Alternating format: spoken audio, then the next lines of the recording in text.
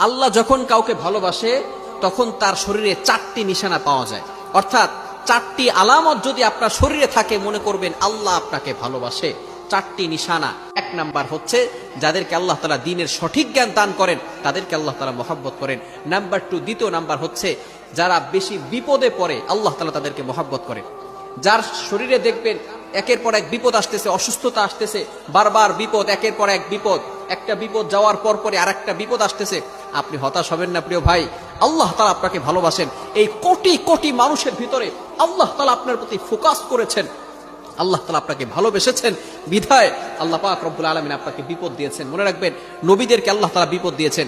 ইব্রাহিম আলাইহিস সালাম খলিলুল্লাহ এবং মিল্লাত আবিকুম ইব্রাহিম, যিনি সকল মুসলিম উম্মাহের, সকল মুসলমানদের পিতা এবং সকল মুসলমানদের লিডার, নেতা।